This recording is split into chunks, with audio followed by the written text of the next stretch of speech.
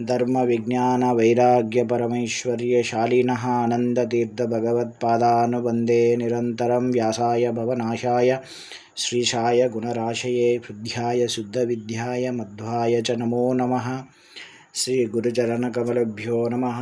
శ్రీ ఆనందతీర్థ భగవత్పాదాచార్య గురుభ్యో నమః. శ్రీకృష్ణాయ నమః. శ్రీకృష్ణాయ నమః.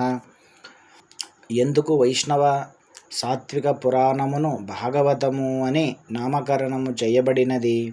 జవాబు: భాగవత శబ్దంలో 4 అక్షరాలు ఉన్నాయి. వాటికి అర్థం ఈ విధంగా ఉంది. బా బాతి సర్వేష్ట వేదేషు, గా గతి సర్వేషు జంతుషు, వా వరం సర్వేషు పురాణేషు, త తరణం సర్వపాపానాం. మొదటిది, భాగవతము అన్ని వేదాలలో ప్రకాశిస్తున్నది. అనగా భాగవతము వేదాలలోనిది కాదు, కానీ వేదాల యొక్క సారము ఈ భాగవతంలో ఉంది. రెండవది, భాగవతము అన్ని సాత్విక జీవరాశులకు అంతిమ గతిని ఇస్తుంది. మూడవది, భాగవతము అన్ని పురాణముల కన్నా గొప్పదైనది. నాలుగవది, భాగవతము భక్తుల యొక్క పాపములను దూరం చేస్తుంది, పాపములను దాటింపజేస్తుంది. ఈ లక్షణాలు ఉండడం చేత ఈ పవిత్రమైన పురాణాన్ని భాగవతము అని పిలువబడెను. అంతేకాదు, ఈ 4 అక్షరాలు ఉన్న భాగవతము 4 ముఖ్యమైన బ్రహ్మసూత్రాలను మరియు వాటికి సంబంధం ఉన్న పరవిద్య గురించి చెబుతుంది. ఓం భావే చ ఉపలబ్ధే ఓం స్వతంత్ర సాధనాభావే ప్రమాణో ఉపలభ్యతే. ఏమైనా స్వతంత్ర సాధనాలు ఉంటే భగవంతుని సృష్టిలో వాటిని శాస్త్రాలలో చెప్పాలి కదా. అలాంటి స్వతంత్ర సాధనాలు ఏమీ లేవు మరియు శ్రీహరి మాత్రమే ఈ సృష్టికి కారణము. మరియు ఏ ఇతర సాధనాలు ఏవైతే ఉపలబ్ధంగా ఉన్నాయో అవన్నీ భగవంతుని ఆధీనంలో ఉంటాయి అంతిమంగా.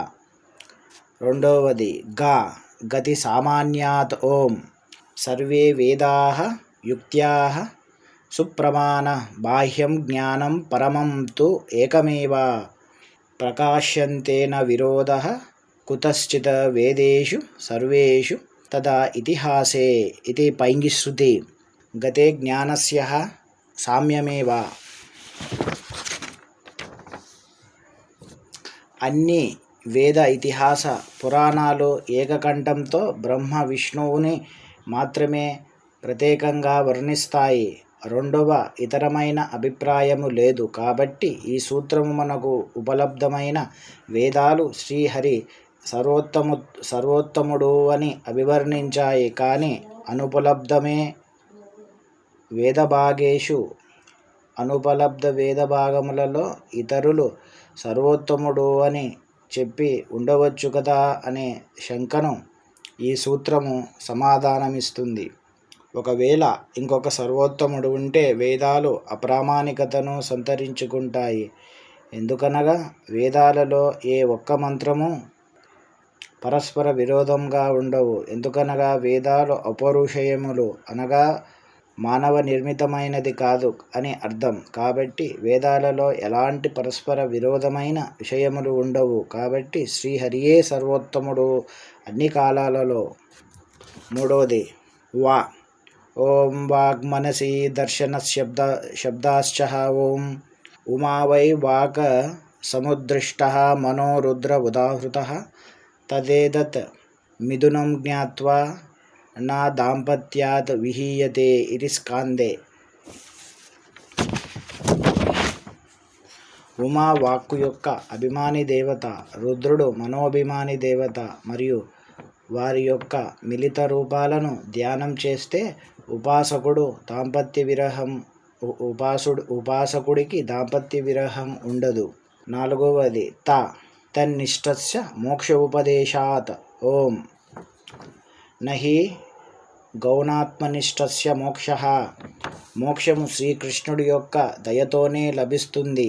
ఇంకా ఓం మనః ప్రాణః ఉత్తరాత్ ఓం మనః ప్రాణే ఇది ఉత్తరాత్ వచనాత్ మనో అభిమాని రుద్రః ప్రాణో వాయోర్విలీయతే తస్మాత్ వాయుదేవానాం శ్రేష్టః ఆహు ఇది. కాబట్టి శ్రీమన్ సుఖతీర్థుడు రుద్రదేవుడే. ఆయన యొక్క అనుగ్రహము చేత భాగవతమును చదవడము మరియు వినడము చేత భక్తిపూర్వకముగా ప్రాణ శ్రీవాయువుని పొందుతాము. శ్రీవాయు